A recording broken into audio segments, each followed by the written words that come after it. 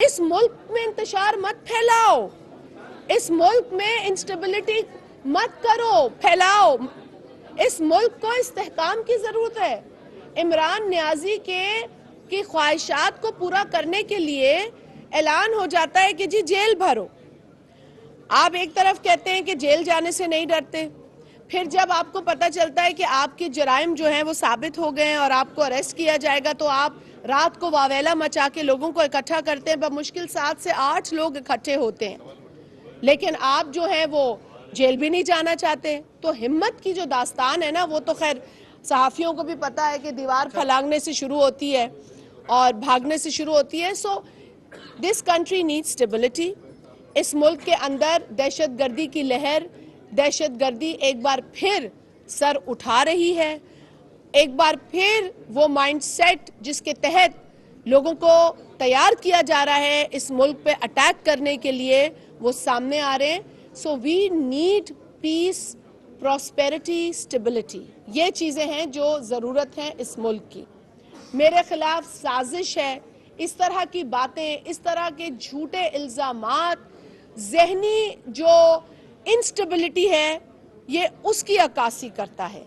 क्योंकि एक पल में बोला जाता है कि जी मुझे अमेरिका ने जो है साजिश करके निकाला, मुझे अमेरिका मारना चाहता है, ये कहा गया ना किसी शख्स की जानिब से।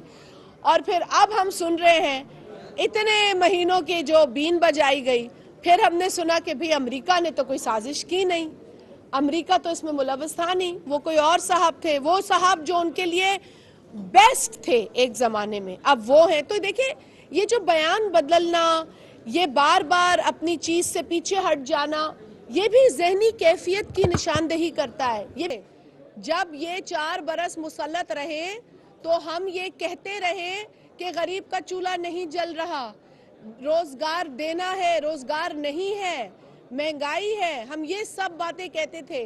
और आज भी हमें इस बात का एहसास और इस बात का इदराक है कि ये मुश्किलातें ख़त्म नहीं होती हैं। एक ये कि इमरान की नालायकी के बाद एकदम ख़त्म तो नहीं होती हैं, लेकिन जिस सिमत में इस मुल्क को ले जाना है, जिस पटड़ी पर इसको चढ़ाना है, उस पटड़ी पर चढ़ा रहे हैं। IMF के साथ सख्त तरीन शराइत पर मबनी मुआहदा इमरान अहमद नियाजी ने किया है। वो मुआहदा इस बरस जुलाई तक तो चलना है। उससे अगर पाकिस्तान निकलता है तो ये पाकिस्तान की क्रेडिबिलिटी पर सवालिया निशान है। इमरान नियाजी की तो कोई क्रेडिबिलिटी है ही नहीं, ये इस मुल्क की क्रेडिबिलिटी की बात है। और वो पहले कहा करता था कि मैं IMF नहीं जाऊंगा, जाना पड़ा तो मैं खुदकुशी कर लूंगा। खुदकुशी तो कब की दूर की बात है, उसने तो सख्त तरीन शराइत पर मनोअन उस पर हामी भरी। पार्लियामेंट से बावजूद अपोजिशन के एहतजाज के, पुरजोर एहतजाज के बावजूद उसने उसे वहां से पास करवाया। अब शराइत तो गले में पड़ी ना हमारे। कोशिश हर रिव्यू में हम ये कर रहे हैं कि शराइत को नरम किया जाए ताकि बोझ जो पड़े टैक्स मेजर्स का वो गरीब तरीन तबके पर कम पड़े। पिछली हुकूमत ने किफ़ायत शारी का नारा लगाया, ऑस्टेरिटी का, दिखाने के लिए चाय बिस्किट तो थे, लेकिन हेलीकॉप्टर पे रोज आना जाना भी था। So you have to accept कि ये चीजें हुई हैं। तो उसको कहते हैं आई वॉश। हाँ, 50 रुपए कहते थे जी, 50 रुपए खर्चा आता है इस हेलीकॉप्टर में जाने से रोज। और मैं तो पहले भी कहती हूँ, आज भी कह रही हूँ कि हवाई जहाज को हेलीकॉप्टर के मजे आ गए। तो अब ये मसला, अब व्हाट अबाउट टुडे, एंड मैंने पहले भी अप्रिशिएट किया आपकी बात, एक और दोस्त की बात को, कि देखिए किफ़ायत शारी काबीना में एक बहुत संजीदा गुफ्तगू है। एंड काबीना में वजीर आजम साहब गो के, he is the chief executive of this country, he is the head of the cabinet.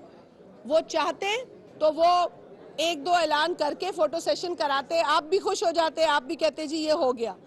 लेकिन उन्होंने चूज किया to have a discussion and get input of cabinet members. और उन्होंने एक काबीना की कमेटी कायम की है जिसमें काफ़ी सख्त मेजर्स जो हैं वो ज़ेर गौर हैं। एंड आई अश्योर यू कि ना सिर्फ वो ऐलान होगा उसका,